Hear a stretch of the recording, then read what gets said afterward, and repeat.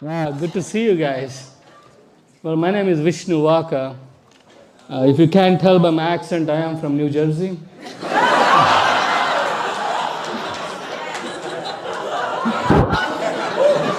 Greetings, human beings. Welcome. This is the 7th episode of Unlicensed Therapists, a platform where we dissect the human experience of the 21st century and explore how we think, how we relate, and how we believe. And I'm super excited to have on the podcast one of my favorite rising comedians. You almost certainly have seen one of his viral clips on TikTok or on the comedian Godfrey's podcast, or you've seen him opening up for international comedy legend Russell Peters. So and we've got Vishnu Vaka, and Vishnu moved to the U.S. as a teenager, but says he kept his Indian accent because he loves it. He says he does what he does because he wants people to be happy and laughing all the time. And well, mission accomplished. I mean, he's been doing that with all of us. So, Vishnu, welcome to the podcast. I really appreciate you taking the time, man. Thank you, Ali. Thank you for having me, bro.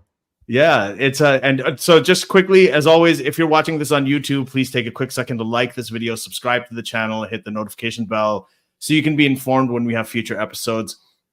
If you're hearing us on Apple Podcasts, on Spotify, or any of the other streaming platforms, please give us a rating. And all of this really helps get the show in front of more people. And I really, really appreciate your support. It's been going really great so far. So, and as you know, you can follow us on Instagram at Unlicensed Therapist Podcast for all information, clips, and upcoming shows. So Vishnu, I'm just going to get into it, man. One of the things that I love the most about you, and I think it's also what people find really magnetic about your work, is how you face these head-on stereotypes about Indian people and how you challenge them. So first, how did you decide to become a comedian, and what was your journey that led you into doing that? And then also, what made you decide to use comedy as a way to challenge these stereotypes about the Indian people? So, I mean, I all my life I've been in a journey, bro. It's like I don't know why I'm here. What is my purpose in life? And my parents were always moving.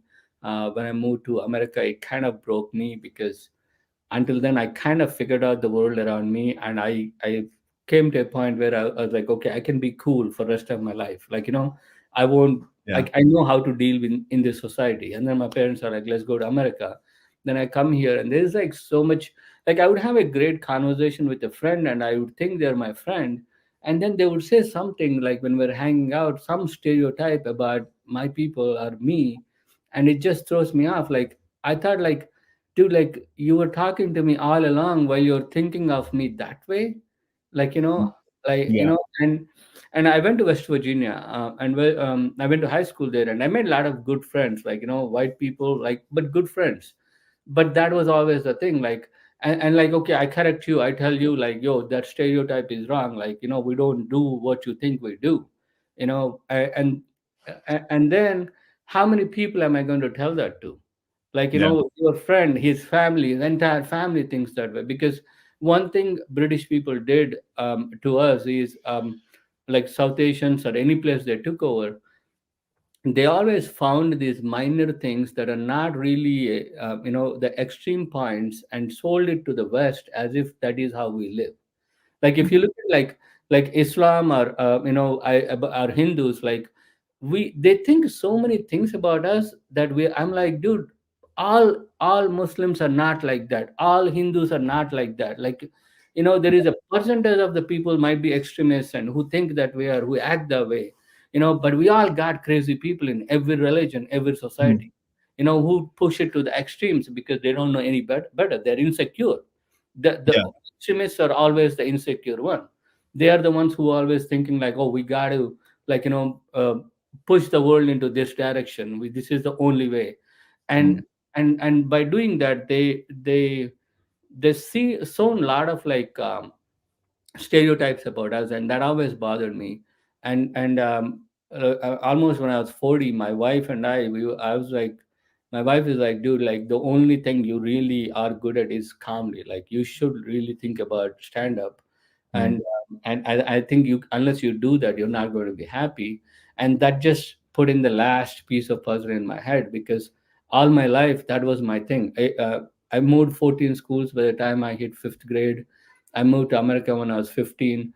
But wherever I went, I always made lasting friendships. I still speak to friends that I went to school for 6 months in third grade and fifth Yeah. grade. Because like my thing was I was funny. Like I can take any scenario and give you a perspective that is, that makes it funny. and Yeah. and I mean, it's just God gave me that gift, and that helped me, and now I realize that is what I should be doing, and that Yeah. is also gives me a way to address these stereotypes. Yeah, so no, I completely get what you're saying about how people tend to think here that there's a certain kind of way that you're going to be, right? Yeah, If you're Indian or Pakistani, or in my case, I was raised Muslim. I'm yeah, not very religious. One of the things that I actually the thing that got me onto you, someone sent me one of your clip on the religions, which I even when I watched today, I just laugh. Everybody, I just went to you everybody. yeah, Yeah, and I did a variation on that. I'm going to post that soon. I did yeah. it, but yeah, thanks, Yeah, I bro. gotta hear. I mean, it just went everywhere. But one of the things was I noticed that here people like they talk about diversity a lot, and Yeah, whenever they're talking about diversity, they're talking about everybody who looks different. This person's brown, this person's white, this is yeah, black, this is gay, this is, and so yeah, on. But they don't. They think that they have this idea that everybody looks different, but they think that they think the same, yeah, right? yeah, And that's the idea. Like I've been to places and people have said, oh, hi, welcome, and don't worry, we also have non-alcoholic drinks. I'm like, well, why would you yeah. think that I Assume just because I was, that. yeah, there's no, not all people, there's a lot of diversity within groups Yeah, as well, yeah. right? So And that's yeah, and the worst thing is I don't mind if they like, oh, for example, like, I was doing at this club, this guy kept on telling me that he has like a great steak, and he's like, I can't believe you don't eat it. I was like, I will eat it, I don't give a fuck, like, I'm not religious like that, uh, but but also I'm going through my life where I'm like, it's not about the diet, I'm more about carnivorous diet. I only mhm, eat animals that eat other animals, so I don't yeah, eat herbivorous animals. So that's why I was like, I'm not going to eat it. But I'm not because of the religious reasons. But going back to your question, that is mhm, what always threw me off. I don't mind a stereotype, like, if you're respectful to me, but a lot of times you're being disrespectful by assuming I would be certain way. Like, yeah, we are all regular people, and even if you go to any corner, it's not just Hindus, Muslims, brown people, black people. Like, how much shit they tell us about black people. yeah, yeah, I'm in a podcast. yeah. Go. That's my son. He just wanted to come. Oh, that's right. Like Can you close the I've door? got it happens to me all the time. I have a 7-year-old daughter, Yeah. and she just wants to be a part of everything. So I get it. Yeah. Like it's a Yeah, yeah. he's usually he would be like, but I don't know. He got it today. He's only four, but Uh usually he would be like, oh no, I'm going to sit in your lap. But today I think he's like, okay, I'm going to let you do your thing. huh. Yeah, That's good. Respect to him, man. This is thanks. great. I had some later on. I wanted to ask you about like the Yeah, parenting thing too, but so I had it. Yeah. So one of the questions is like, um, is it difficult like when you write your yeah, content or however you yeah. create your comedy? Is it difficult to write it for the people the East and the West, like with the language differences, and are there certain which audiences say more forgiving or more accommodating with jokes that don't necessarily land, and I which can be actually don't think about it that way, bro. I'm mm, more about if the joke is based on honesty. mm, Because the thing is, like, a lot of times we get into these zones where we're trying to push an idea. So yeah, everything you try to talk about is about that idea. And then there is, and every idea has holes. There is no perfect idea. So right, when you get like too into that one idea, you are like trying to ignore the descendants. And that's where you get people like fighting with you, mm, and there you always have haters who are like extremists, and they want to, like, for example, I post something about being a Hindu or an Indian, there'll be like a bunch of people coming and commenting about telling me to go drink cow piss. I mean, it's like you can't help those guys. yeah, They're lost, they're, especially on Twitter. I think like yeah, on I yeah, mean, I don't care about those guys, but if some guy is an intelligent guy who seem to have a distorted view, I don't mind correcting them you know mm, so my jokes are also like that. I'm going to make jokes about as long as I'm honest to the situation, I'm not taking sides, and I'm going to be call the bad guy, like, it's not about a bad guy. It's like the person who's on at the wrong, point it out. I'm fine. I Yeah. don't have to worry about the audience, and if they don't get it, it's their problem. Right. I'm just going to, because I can't, you can't, as an artist, you can't accommodate for a certain type of audience. You Uh, just have to do your art and let the receiver figure out what he wants to do with it. Even the religion joke, when I wrote it, I literally just wrote about what I felt like when I was growing up. Like when mhm. they told me Indian history, like, okay, this is how it is. And I was like, yeah, every corner we got a temple. Every corner we have a different way of doing, rituals. And then Mhm. every corner we have a mosque. And, you know, it's like, and then there is, like, I grew up in a town where it's like 50% Hindus, 50% Muslims, Mhm. and these guys get along all the time, like literally, like there would be like a Dashra festival and then a Ramjan, and Mhm.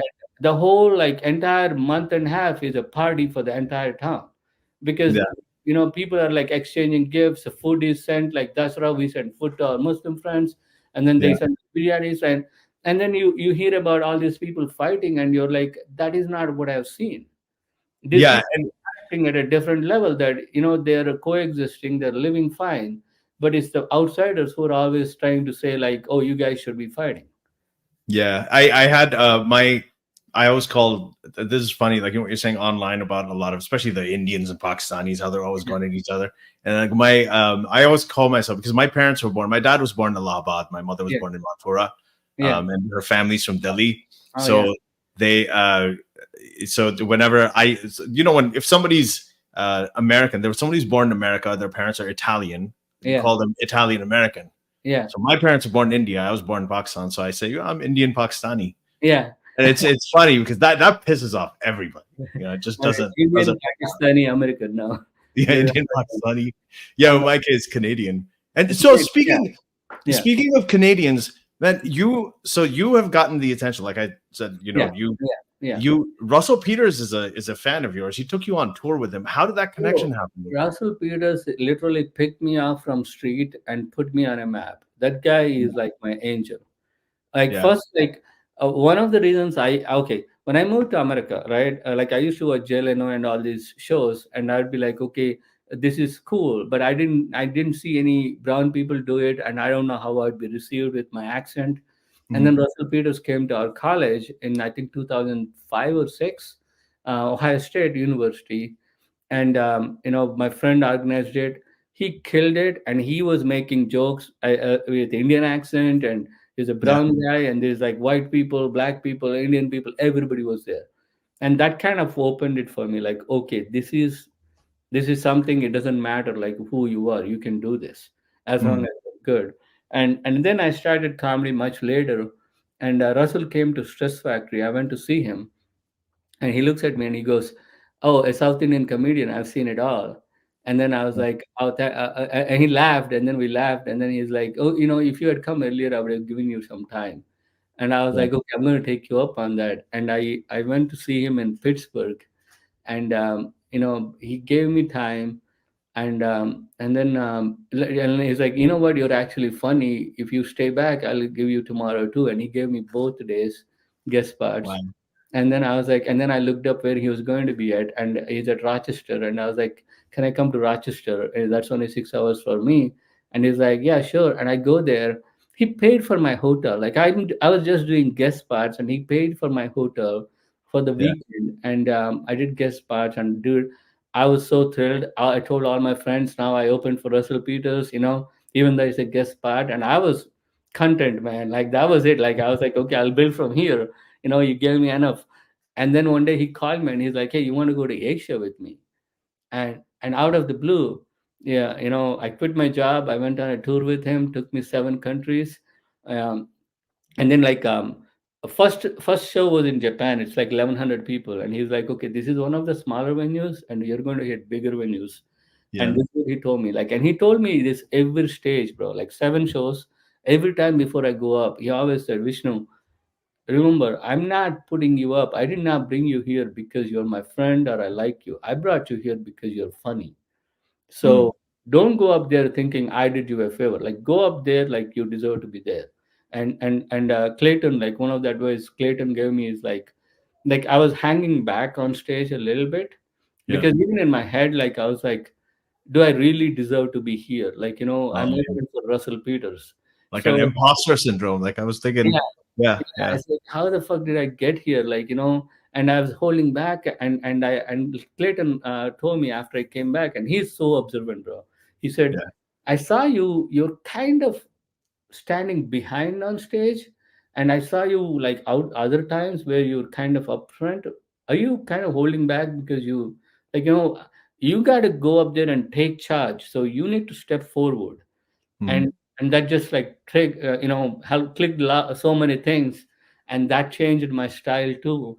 Yeah. Had you played in front of audiences that big before, or this was like with Russell was Oh the first? no, I mean I've well Russell, I opened for Russell Peters in NJPAC. That was around Yeah. 5,000 people, and then I did in Atlantic City. That was a couple of thousand.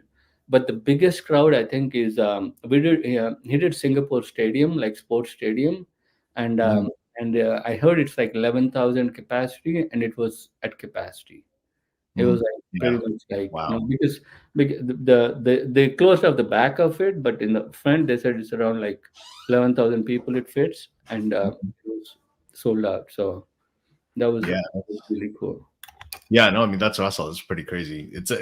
But I mean that's, I guess that's, yeah, that's one of the things that is. But I mean, you were going viral quite a bit before that. Had he seen your material Oh before yeah. he? So when I went to see him in Pittsburgh, this is like so. I messaged Russell saying like, "Hey Russell, I met you at Stress Factory. I see usually he's doing arenas, and but him doing a club is like very rare, and it was pandemic, so he was doing clubs. And I was like, I see you're going to be at Pittsburgh Improv. Can I come and say hi?" And to Mm. my surprise, he said, "Sure." I Yeah. didn't even think he would respond.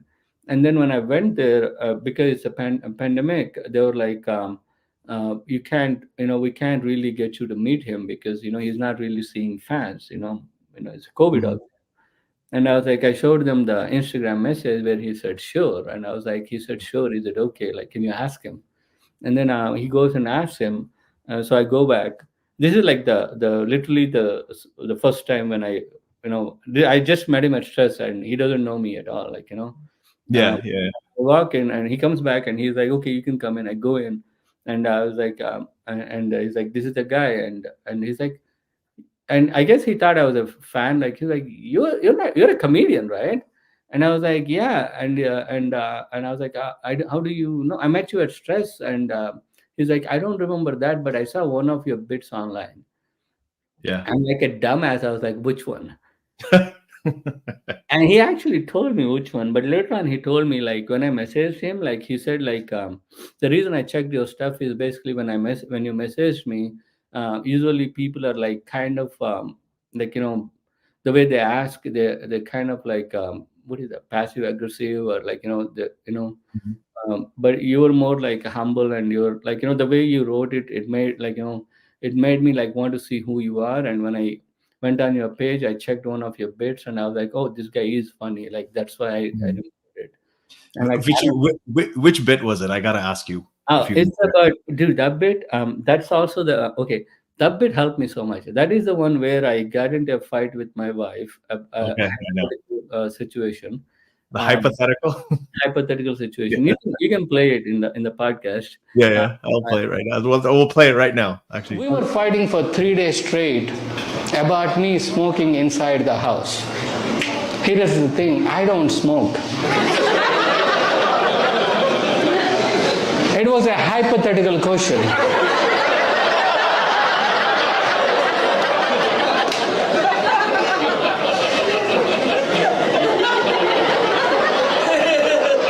She was like, if you were to smoke, I don't think you should be smoking inside the house. Since I don't smoke, that should be an easy thing to answer, right? But for some fucking reason, I was like, I'll smoke wherever the fuck I want to smoke.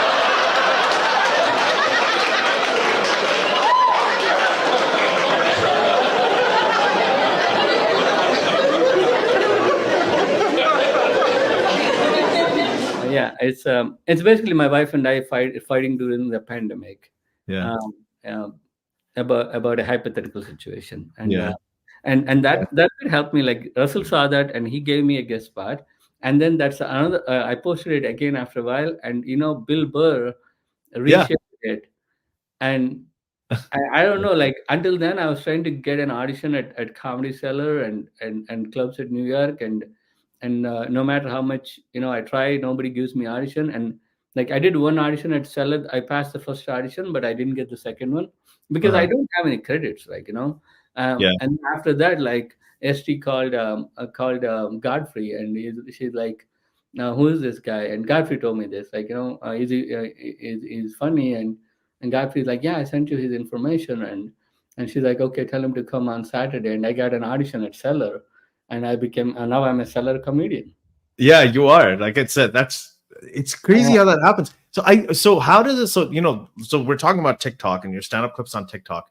yeah, Um TikTok and Instagram, and yeah, and yeah, everything, the social media stuff. So there's a Toronto comedian I really like here. His name is Noor Kidwai, and he's also kind of rising the city here.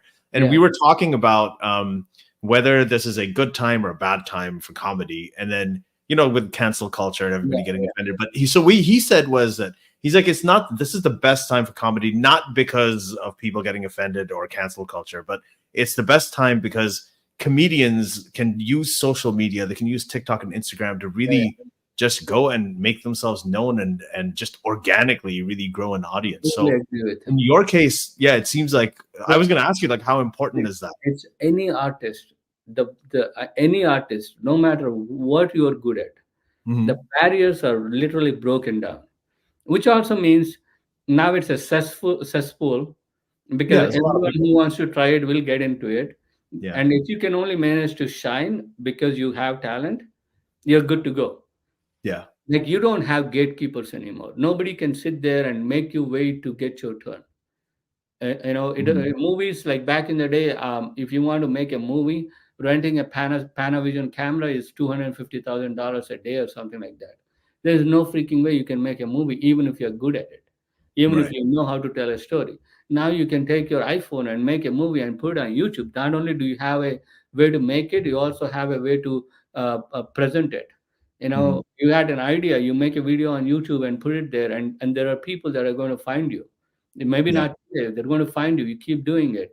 Now you're an artist, you draw your stuff, post them on your page, and people will come and buy them from you. Mhm.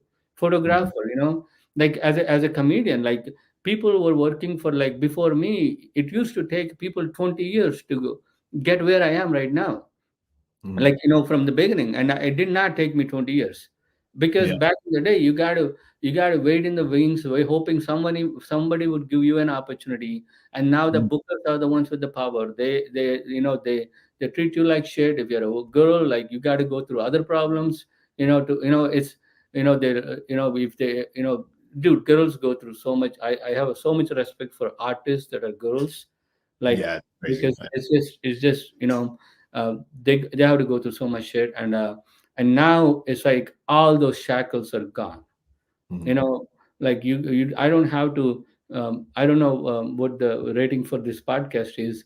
I Mhm. don't, is it okay if I say it here? But I don't have to Yeah. suck my dick Mhm. to be an artist. I don't need to do favors for nobody. I don't need someone to tell me how to do my job. I would literally, if I can't go get a club, I mean, that's how I started. I used to tape my stuff on open mics, because Mhm. at an open mic, usually at some of these clubs, the big clubs, you want to have the name on the back to let people know that I don't want to just do it in some basement. But if I do Mhm. an open mic, there would be like a Wednesday open mic or something. There won't be any laughs because it's Yeah. all comedians. But I would tape it, and then I would post it, and people would comment like, "Oh, the audience suck," like, they were not laughing. This is funny, and that's how I started. Yeah. Like, I Yeah. used to spend so much money to go into city, wait there for a couple of minutes of time. Or sometimes they would be like, okay, just hang around, we'll see if we can put you on. And then they would say no. And then sometimes you just got to you just got to keep showing up like so many times until someone gives you time. And then, Mhm. like, by now you're not on stage for a week or two, except for open mics. So you're not really seasoned. Now you got to prove it to someone.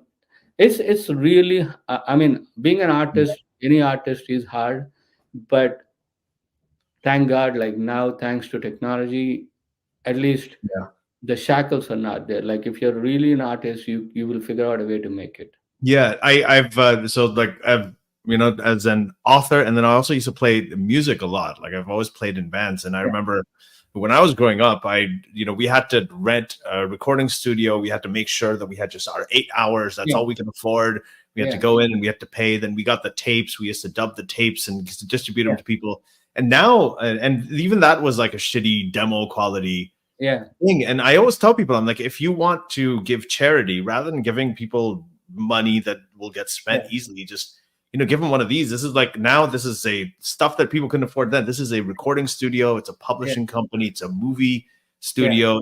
And you have kids in like Oh, Senegal. what is that? I missed it. You showed Oh, it, but oh, sorry, I didn't mean this. I should know this better. This is I'm talking about my phone, right? phone. Okay, okay, yeah, Yeah. So if you have oh, a yeah, smartphone, iPhone, like yeah, what it'll do is it is a recording studio, it's a movie studio, it's a publishing company, it's a worldwide yeah. distribution company. Yep, yep, It's everything you want it to be. And if yeah, there's kids in Senegal who in the past would never have had the opportunity to yeah, record a broadcastable demo, for instance, but yeah, now they can do it. They can do it. So even though you have we always talk about the income inequality gap, and I agree that that's widening and that's a yeah. problem. But the opportunity gap that there was before between the rich and the poor, now like people have, there's kids that come up out of nowhere, and Income gap, bro. Like, watch this. Like back in the day, people that are rich people, yeah, they could hide.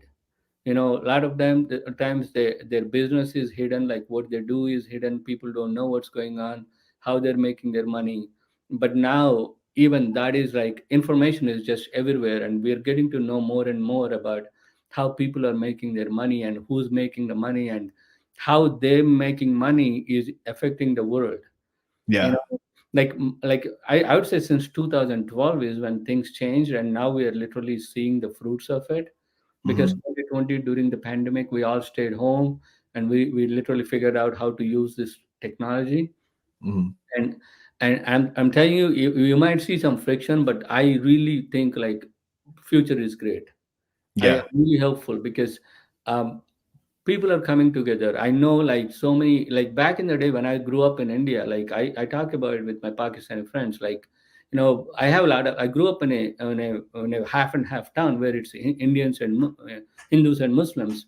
But like, but we were all taught to hate Pakistan, like for no fucking reason. Like, like those guys want to kill us. Like, like they all want to, like a million people, billion people want to kill us. And we used to believe that. And I bet it's the same way there. oh, same thing, yeah, Yeah. this is And, evil, and yeah, now you're like people are like talking to each other online, and now you're seeing these are regular people who just want to live their lives. They don't want to kill us. They don't want to, back in the day, like, bro, I recently read somewhere. I don't know if it's even true. Like mm the madrasa curriculum in hmm that is taught in Pakistan, which is basically a lot of what was telling, like, Hindus want to kill them, and whatever. It was written in University of Nebraska hmm during like Cold War. And oh, imagine that, like, okay, this is like people actually had scholars figure out how to brainwash people and came up with that education and provided it to people there. So these people are constantly at each other's throat, so they mhm. can't accomplish their full potential. Yeah, Like, it's a classic. It's like what you talk about with the British rule, right? I mean, yeah, that's how yeah, they did it. yeah, It's a yeah, it's the it was same the divide same and thing. rule, right?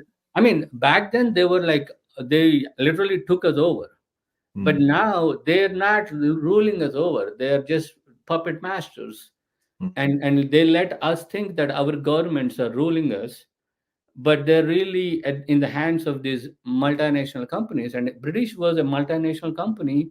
mm. When it's not a country, the people of Britain never invaded us. It was It's the East India Company. East India Company, a Mm. multinational company with the blessing of the royal family. Yeah. They are the ones who invaded it. And even now, look at the Epstein case. Like, who is there? The royals.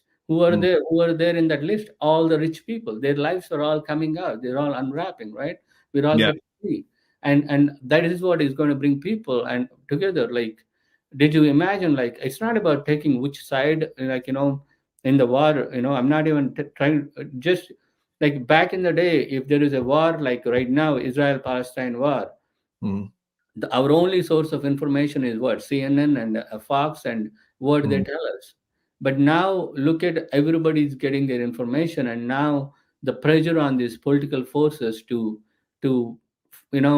like, they might take it or not, but these people are going to pay price for their crimes. Like, I'm not taking sides in who Mhm. did what, but I'm not even taking sides about the war, but I'm Well, just you're saying, talking about the leadership, right? The leader, like they're gonna, and I actually wrote about this in my book as well. Is that the internet and yeah, Facebook citizen journalism has actually brought down all these dictators in the Middle East in the Arab yeah, Spring. That Mubarak and yeah, Tunisia and everywhere. These are people that were entrenched in Libya. They were yeah. entrenched there for decades. I lived in Libya. I Yeah, grew up in Libya yeah. partly, right? And Look at what is happening in Pakistan right now. Imran Khan yeah, is jail, but is in jail, but are people sitting alone? Like, they're making noise, you yeah, know, and that would not have happened like 10 years back. yeah. I mean, to begin with, I don't know why the hell they put Imran Khan in jail. The guy won the World Cup, I know. It's like, single-handedly. He is like your national Pakistani national treasure. The guy mhm, should be like treated like the king, and yeah. they put him in jail. I don't know the political thing, but like, I'm like, and now people never spoke against the Pakistani army. Now people are actually saying like the Pakistani army has too much power. Like, It it can't does. Yeah. handle people, and that would not have, those communications would not have happened. And I'm just really excited about future, bro. You know what? I completely, I'm so glad you said that because a lot of people think that, they talk about, well, this is the downfall of everything and the downsides. It's not. It's actually brought more equality. It's brought, and I was going to ask you this, like, you said that with the TikTok and the social media Yeah, and everything, it really, really did wonders for you.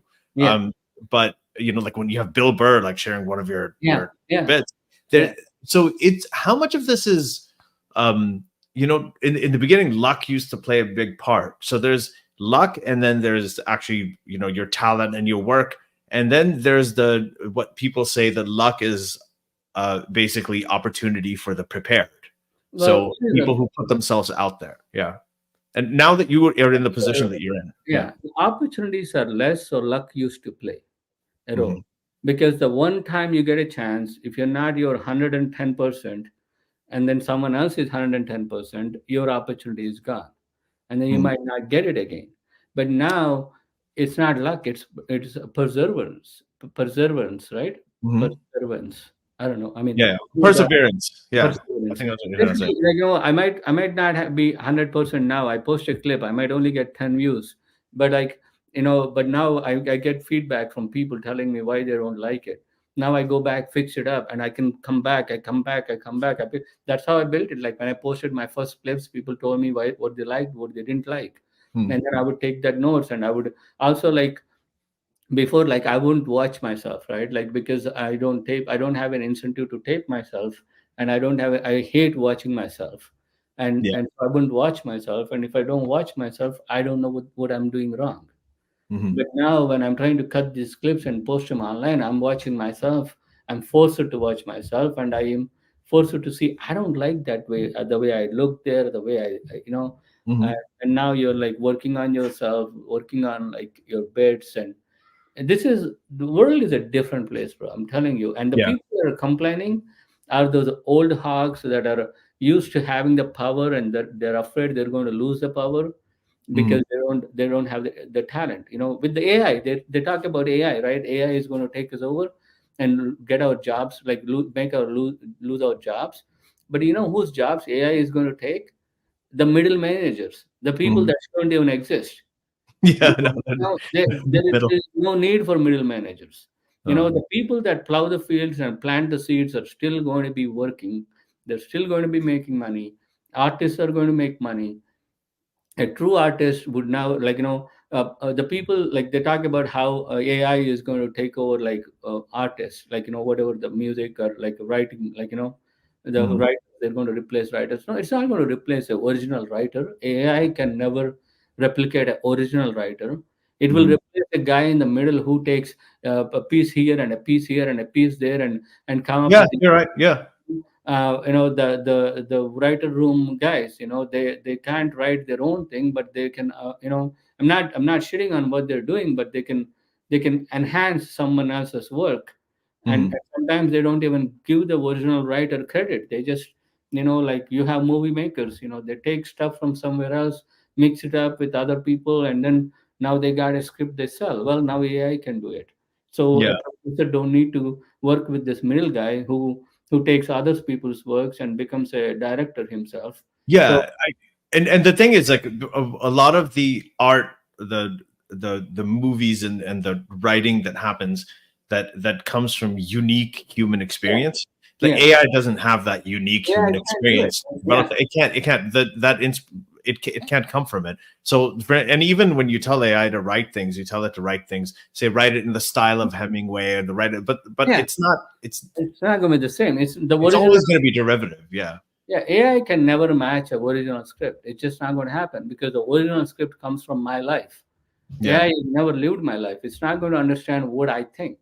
It might Right. see what I do and replicate that action, but the Uh-huh. emotion behind it, only I understand why I did what I did and where I did. As an Yeah, artist, this when I did subjective that, like experience of it. yeah, Yeah. and Oh, that's it. Like the middle managers, yeah, their jobs are fucked. They're gone. yeah. And anyone who works leeches of other people, their jobs are gone. You it's time for people to figure out their passion and utilize that to make a living. Yeah, I agree. And so I wanted to, like, so now you're talking about a little bit about human experience and how you draw from that. So and this is something that, I always want to ask comedians, especially because it's just that a lot of their humor sometimes comes from dark places, and I've seen you often joke, about what other people often find to be really difficult personal struggles. Like, you talk about your weight a lot, right? Yeah. And you've got some really funny jokes about it now. But now, when you use comedy to address something like that, as a comic, like, you always see this humorous side to tough emotional situations Yeah. or Yeah. conversations, right?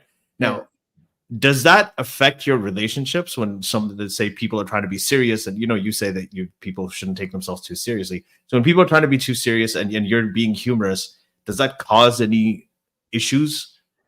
I'm sure it does. I probably didn't even notice because Yeah, it's like how it is. Like if someone don't want to be around you, I'm not going to go and try to be around them. I want to be around people that want to be around me. yeah. If they don't see my intention behind my what I say, as because a lot of times that's why a lot of my jokes are about me because Mm, I'm not going to be offended. My wife complains like you're too confident. You can't be confident. Like, you like how can you be confident about everything? You mhm. know, and my wife says that sometimes. I'm kind of surprised that you're confident about it. You're Yeah, not the tallest guy. You're not the best looking guy, and how can but for me it's like if I'm honest about it, why can't I be confident of this is me? yeah. I can do nothing about this, and I'm going to make fun of it. And if that hurts someone else, that's their problem. Does it make you feel like when you do joke about these things, does it make you sort of accept it more? Does that the humor, does it that help you sort of just accept and say, fuck it, this is who I am? Yeah, I mean, it's also, you know how it is. Like you go through phases, right? If shit Right. happens to you, first you're pissed off. Like, why did it happen to me? I don't deserve it. First you're pissed off at the other guy who did it. Then Mhm. you're like, you're pissed off at the universe that it let happen. Then you accept it. Now you got to figure out how to get out of it. And then you finally like, I can't believe I let that happen to me. Mhm. Now you have a story, a joke to tell, and Yeah. sooner I can get to there, the sooner I can make money out of it. Yeah. So shit happens to me, that's my thing. Okay, shit happened, let me see how I got here, and, Mhm. and let me make jokes about it. And if it's my fault, the joke is on me. If it's the other guy's fault, the joke is on him. And if he's going to be pissed off about it, fuck him, that's his problem. As soon as I landed, though, guys, I gotta tell you, I fell in love with this country. Yeah, I was like, I love this country. Thank you. I was like, I love this country, I belong here. You want to know why I fell in love with this country? Yeah. Thanks, bro. None of these guys didn't give a but thank you. Because I found out I'm not fat anymore.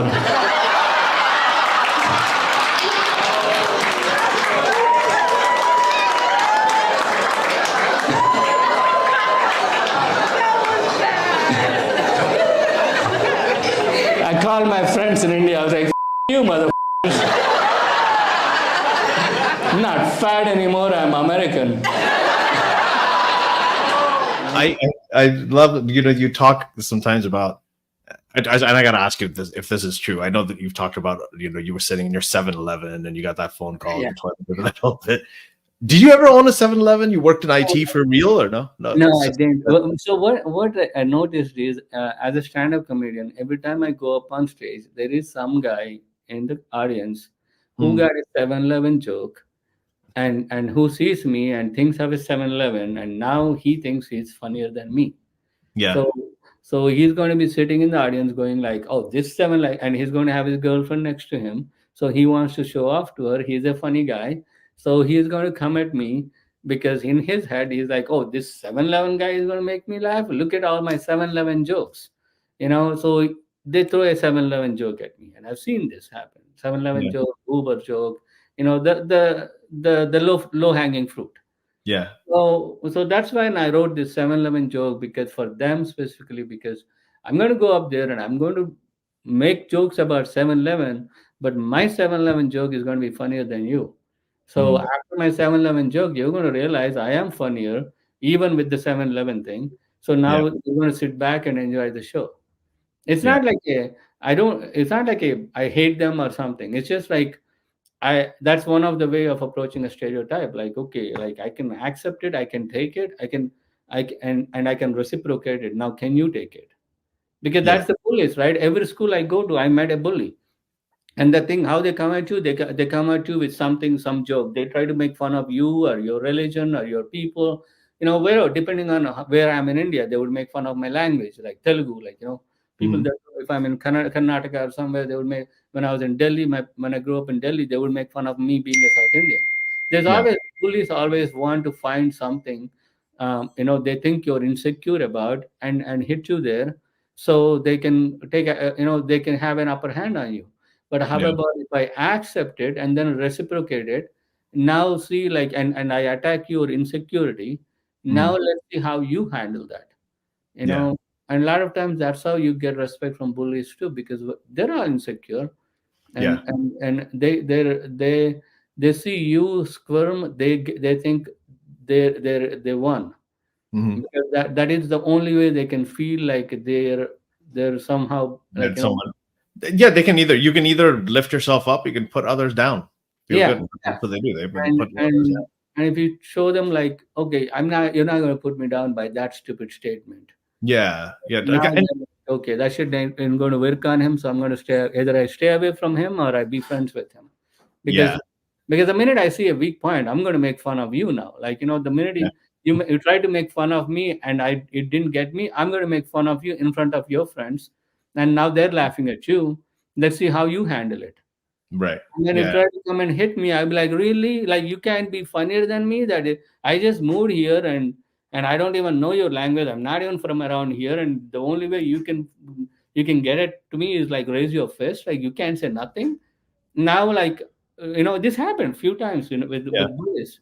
That would be my go-to. I'd be like, listen, like, you tried to come at me, I gave shit to you, now you can't even take it, and it's your own land. This is your place. That's the thing. Most of them can. Most of the people who say, "Oh, I say it like it is," I tell people most of those people, in my They can't experience, take it. they can't take it in return. Yeah. They're Yeah. like, if you're gonna say that, if you want to be blunt, like I'm very blunt, Yeah. I can go around and say whatever. You have to be able to take it in return. Yeah, yeah. But And when you call them out on that, at least they're going to be like, okay, I'm going to, back off on this guy. yeah, man. It I works. have this. How does it? We talked about, you said you have two kids. I told you I have a daughter as well, and so and you've done work, and I've we are into. I think one thing that I really relate to you on is that I am very, very committed sort of to the idea of shattering some of these stereotypes that Yeah. people have. Yeah. So and you also have, so you have two children. and you talk about them from time to time in your bits. Like, you have this one bit where you say that, you're raising them gender neutral because you like buying shit on sale. 2 kids. I got a 10-year-old and an 80-year-old. I'm raising them gender neutral. Not because I'm trying to. I just like buying shit on sale.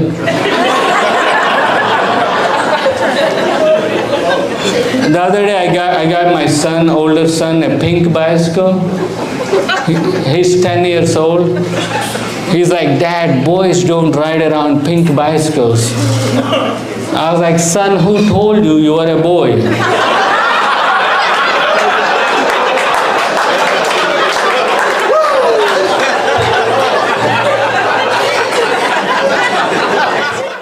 That kind of thing. You're an Indian father, Indian American father, raising your kids in the United States.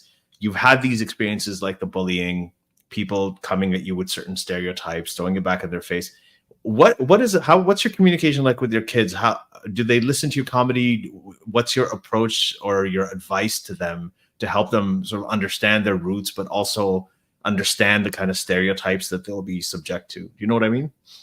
Yeah, I mean, one of the shows like I've opened for Russell Peters in NJPAC. I took my son with me, and Yeah.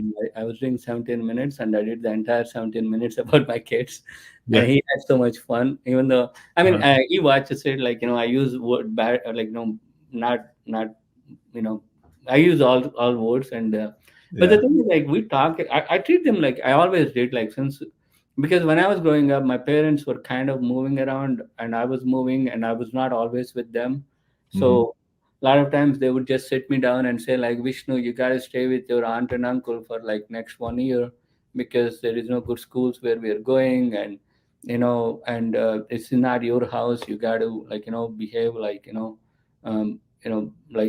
like how a guest would behave, like, don't, so they are, when they explain stuff to me, I never had a problem with it. It's when they don't explain stuff with me, I'd be like pissed, like I don't know what's going on, why Mhm. you do this.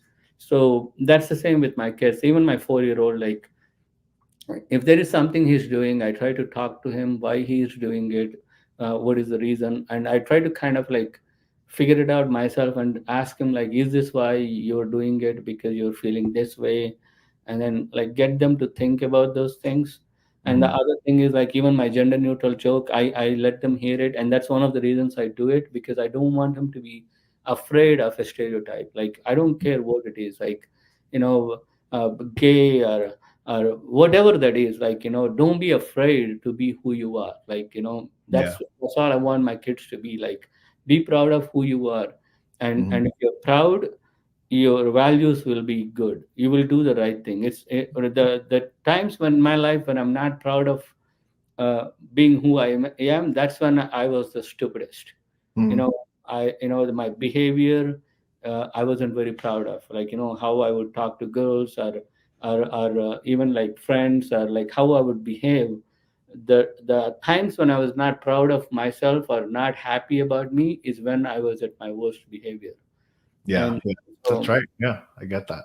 That's true. so yeah, I Mhm. that's all I'm trying to teach them, like to be proud of who they are, and be. You don't have to attack someone to be like who you are, like you don't have to step on other people's feet. Like if Mhm. you don't have to bother nobody, don't bother nobody, just mind your thing. If you just like giving a little space for someone and moving aside, you know might make it smoother for both. Let them have it, like you Mhm. don't need, you'll make your money, you'll make whatever you deserve will come to you. And Yeah. I don't want them to like uh, I just don't want them to be greedy people when they grow up. Yeah. I want them to be like honest and happy, like pursuit of happiness. That's like what I really about American, life, liberty, and pursuit of happiness. I mean, just those three sentences, man, like so much depth to it. Like people don't understand like how important those are. Yeah. Yeah. I love that. I have, and I know that we've been really, thank you for your time, man. And I want to, so but I have Liberty, and I'll just finish on that. We got life and liberty, and all we need to do is all work. the thing. Yeah, no, I have to ask you. I was gonna say I have to ask you like two more questions. I know, so I'm Yeah, kind yeah, of pushing it, but yeah. um, Oh, take first, your time. Yeah. Huh? Yeah, I have. The Yeah. first of all, yeah, the first one is your campaign, the self-driven campaign. I saw Yeah. the shirt. I saw you with the self-driven, the baby elephant. I'm not going to tell anybody what that's about, but I am going to post a link to why Sure. that is one of the funniest, most brilliant things I've seen. So if you go to vishnuvakacomedy.com right there, and you'll see, there's like you've got the merch. Vishnuvaka.com. Vishnuvaka. Vishnuvaka.com. Oh, it's not comedy. Oh, Vishnuvaka comedy is your social stuff. Yeah, that's my social. Okay. Yeah. Yeah, so corrections, vishnuvaka.com, and then all the social stuff is Vishnu Vaka Comedy. So you have that there, and so I want to. You're like you're rising pretty fast. So I feel like we're going to see a lot more of you in the future, like probably really quickly. But Not to God, bro. Thank you. huh? No, I'm telling you, man. You believe me, it's going to happen. But what is your so what are your future plans? What do you see? Where do you see yourself as a comedian? There's some questions about representation. Do you want to this idea of your people and representing them? Is that do you want to be a voice for that? Is there, or is it just a matter of I just want to be funny and I just want to be out there? Like what's your goal as a comedian? Where do you see it going?